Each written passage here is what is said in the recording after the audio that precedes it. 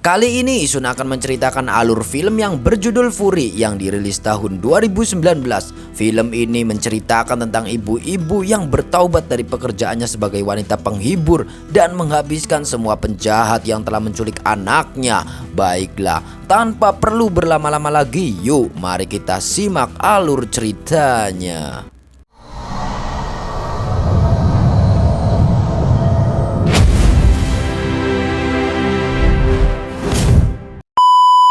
Film diawali dengan memperlihatkan seorang perempuan bernama Pong yang bekerja sebagai wanita penghibur di klub malam. Tanpa ia sadari, pekerjaan itu membuatnya hamil.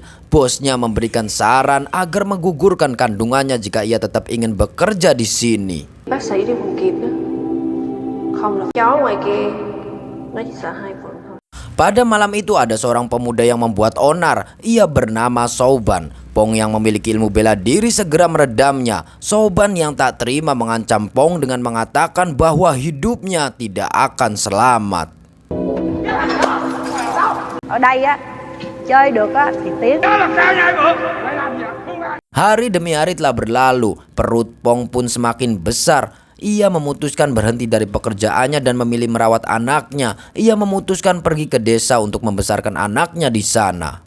Namun kehidupan di desa sangatlah susah. Kebanyakan masyarakat melakukan pekerjaan seperti di pasar atau menjadi nelayan. Segala cara dan pekerjaan ia lakukan untuk anaknya, termasuk menjadi seorang debt collector. Tidak jarang juga ia melakukan tindak kekerasan supaya orang yang ditagih membayar hutangnya. Em tặng lại chị hai. Trai, lại 4 chai rưỡi. Cái gì dữ vậy chị hai? Chị hai. Biết nhau hết rồi. Orang yang menyewa Pong tidak mau tahu. Yang penting Pong harus menyetor penuh dan tidak boleh kurang. Jika kurang maka gaji Pong yang akan dipotong. Nó giới thiệu mày ngon lắm. Nó nói gì? Ở trên Sài Gòn mày làm gì? Tính lương cho tôi hôm nay đi. Mai tôi thu hết. Đó, của mày á. Thằng chó, mày làm gì hả mày? Pong pulang dengan keadaan badan yang penuh luka, namun bukanlah hal yang asing bagi dirinya. Karena pekerjaannya ia juga dijauhi oleh tetangganya. Ditambah lagi masyarakat juga memandang sebelah mata wanita yang punya anak tanpa tahu siapa ayahnya. Dan hal itu membuat anaknya yang bernama Mai sering dibully teman sekolahnya. Ia dipanggil dengan sebutan anak haram dan Mai pun malu bahwa ibunya adalah seorang penagih hutang. Ở trường á, đánh nó đi tụi bay, đánh nó đi. Mày là ai? Cái đồ không cha, cái đồ con quay. Tụi mày làm gì vậy hả? Đi học về sao không về? Làm gì thôi? Trời ơi, cái thằng này. Tới chày kìa. Có sao không? Không. Keesokan harinya Pong dan Mai pergi ke pasar untuk menggadaikan barang. Saat tawar-menawar, Pong melihat Mai sudah dikerumuni banyak orang. Lantas Pong pun bertanya, kenapa anaknya dikerumuni? Orang-orang pun menjawab bahwa Mai adalah pencuri dompet. Mai pun membela diri dan mengatakan bahwa ia menemukan dompet itu dan berniat akan mengembalikannya. Karena merasa tak ada yang mempercayainya, Mai pun segera lari entah kemana. Mày kia, mày làm cái gì vậy? Nó là con nít mà. Tăng chứng nè, con chó đó hả? Con chó đó. Trời ơi, đó, thấy chưa? Mày, nói với Ý nghe. Không, con lộn mi đất lên, con ghét đi. Mày! Gì vậy đó? Pong pun langsung mengejar dan mencari Mai, namun tak menemuinya. Setelah itu ia melihat anaknya dibawa oleh orang-orang yang tak dikenal. Ia pun mengejarnya namun dihalangi oleh komplotan orang itu. Hingga pertarungan pun tak bisa dihindarkan. Mày!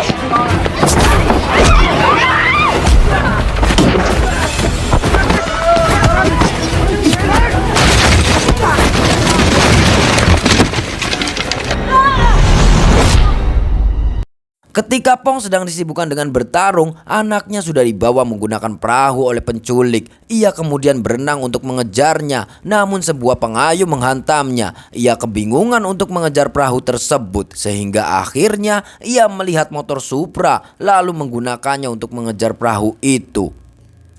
Selama pengejaran ia dihalangi oleh para komplotan itu hingga membuat Supranya hancur.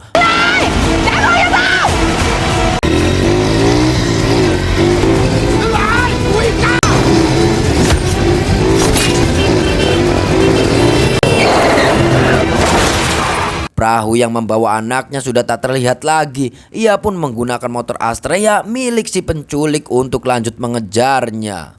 Ia pun memacu motornya dengan kecepatan penuh hingga ia sampai di jalan besar. Ia melihat perahu yang membawa anaknya sudah kosong. Ia berkeliling mencari lalu melihat Mei dibawa menggunakan mobil.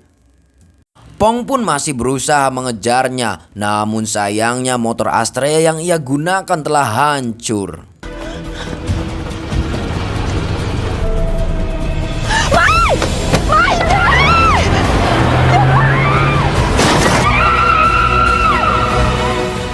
Ia pun bertanya kepada orang-orang sekitar, mobil itu akan mengarah kemana. Orang-orang bilang bahwa mobil itu menuju ke kota Saigon. Ia lalu menumpang mobil truk untuk menyelamatkan anaknya.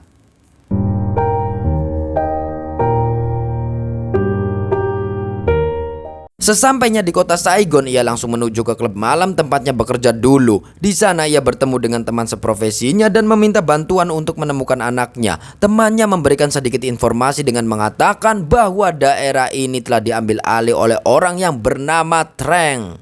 Dan mungkin saja ada hubungannya dengan kasus penculikan anaknya. Temannya tak dapat membantunya lebih karena tak ingin berurusan dengan yang namanya Trang. Mày giúp tao lần này, tao hỏi được tao đi liền. Còn khu tôn đảng thuộc về con thanh sói. Nghe đâu cũng chơi với toàn thứ dữ. Vừa về đây là lấy số má liền. Vừa dữ, vừa khôn. Không thôi, tôi lại bị bà lấy theo. Setelah itu Pong pergi dari sana. Ia langsung melaporkan anaknya yang hilang ke polisi. Merasa kinerja polisi sangatlah lambat, Preng pun pura-pura sakit dan meminta obat. Kesempatan itu digunakan Pong untuk mencari informasi. Ia menemukan berkas-berkas tentang orang-orang yang terlibat dalam kasus penculikan. Ia pun membawa berkas itu lalu segera pergi dari kantor polisi. Polisi yang sedang mengambil obat bertemu dengan atasannya bernama Luong. Ia mengatakan bahwa ada seorang ibu-ibu melaporkan kasus penculikan anak. Umur anaknya sama dengan anak-anak lain yang sedang diculik. Ketika masuk ke dalam ruangan, Luong mendapati berkas-berkas sebagian ada yang hilang. Singkat cerita, Pong pun berkeliling mencari satu persatu orang yang ada di dalam dokumen. Ia pun sampai ke rumah orang yang bernama Cheng. Ia lalu menggedor rumah itu dan keluarlah seorang ibu-ibu tua. Pong pun menanyakan keberadaan Cheng, namun ibu tua itu mengatakan bahwa Cheng sudah tidak tinggal di sini lagi. Dan ya, Cheng pun keluar setelah mendengar kegaduhan. Pong pun menanyakan keberadaan anaknya, namun Cheng bilang tidak tahu.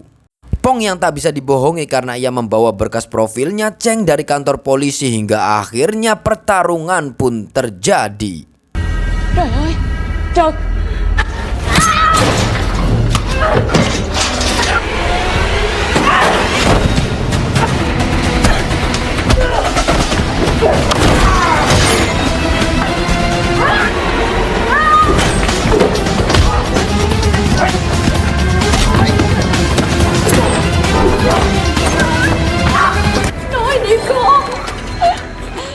Ya, perkelahian pun dimenangkan oleh Pong. Lalu Cheng memberikan informasi tentang lokasi penculik anaknya. Setelah Pong pergi, datanglah Luong yang melihat tempat sudah berantakan. Pong yang menyusuri setiap jalan tak sengaja melihat anak kecil diseret ke dalam gang. Ia lalu mengikutinya sampai ke sebuah rumah susun. Penjaga di sana yang tak kenal dengan Pong merasa curiga. Mereka pun mencoba bertarung dengan Pong, namun mereka bukan tandingannya. Setiap lantai dijaga dengan ketat, tetapi dengan mudah Pong membereskan mereka semua. Dan saat sampai di lantai atas, ia masuk ke sebuah ruangan. Di ruangan itu terdapat alat operasi dan banyak sekali bercak darah. Ia juga melihat sandal anaknya. Ia pun keluar dari ruangan dan melihat anak buah Trang. Ia lalu mendobrak pintu dan pertarungan pun terjadi.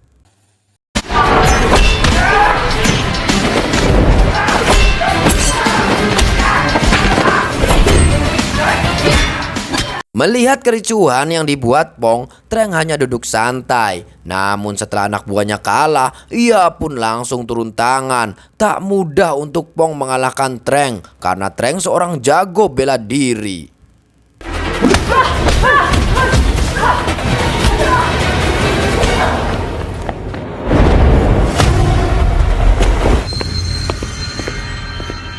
Sampai pada akhirnya Pong pun tumbang dan kalah, lalu ia dibuang ke sungai. Keesokan harinya Pong pun sudah berada di rumah sakit. Luwong yang menolongnya mencoba menenangkan Pong. Ia mengatakan bahwa anaknya baik-baik saja. Pong mengatakan kepada suster bahwa ia tak bisa lama-lama di sini karena nyawa anaknya sedang terancam. Suster yang kasihan lalu menolongnya untuk kabur. Setelah mereka berhasil kabur, Pong berterima kasih kepada suster dan melanjutkan perjalanannya hingga ia sampai di rumah kakaknya. Namun sang kakak yang melihat Pong langsung memarahinya karena telah kabur dari rumah dan tak menghadiri acara pemakaman orang tuanya. Pong meminta bantuan untuk mencari Mai, namun sang kakak tak mau membantunya. Pong pun pergi dengan perasaan kecewa dan tak tahu lagi harus berbuat apa. Tetapi keajaiban pun tiba. Datanglah Luwong yang berniat untuk membantu Pong. Setelah melihat kemampuan Pong bertarung, Luwong menyusun strategi bersama Pong untuk menyelamatkan Mei dan anak-anak yang diculik. Mereka lalu pergi ke stasiun kereta api untuk mengamati setiap gerbong kereta. Di antara kereta itu ada sebuah gerbong yang berisikan orang-orang yang diculik. Setelah lama mencari, mereka berdua menemukannya. Tanpa pikir panjang, Pong menaiki kereta tersebut. Di dalam sana Pong bertarung dan Luwong ikut membantunya.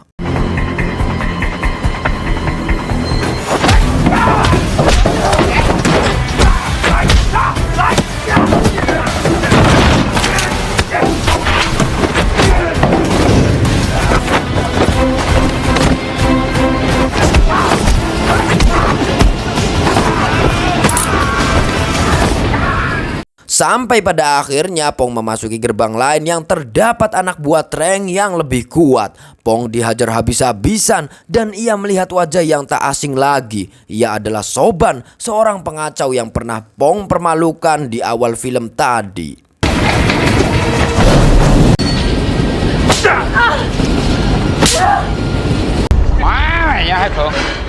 Ya, Luwong pun datang tepat waktu lalu menolong Pong. Luwong menyuruhnya pergi ke gerbong tempat anak-anak ditahan, sementara dirinya akan mengurus anak buah Treng.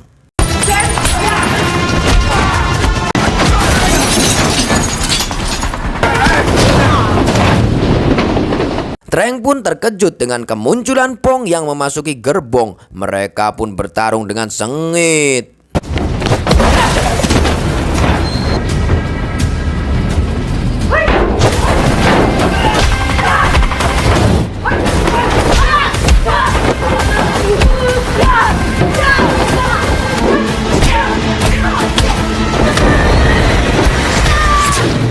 Ya, hingga pada akhirnya dengan sekuat tenaga dan badan penuh luka, Pong berhasil mengalahkan Treng. Kereta pun berhenti di sebuah tempat. Di sana sudah ada anak buah Treng yang sedang menunggu Treng. Namun setelah lama menunggu, Treng tak kunjung muncul. Mereka memutuskan untuk masuk ke dalam gerbong, tetapi tiba-tiba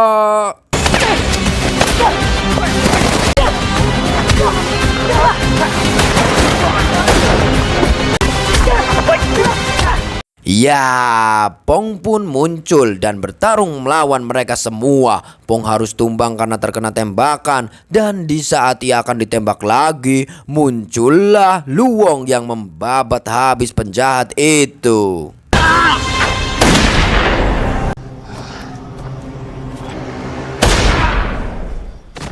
Para polisi pun bergegas untuk menyelamatkan Mei dan anak-anak lain. Mei pun terkejut setelah melihat ibunya terbaring lemas tak berdaya.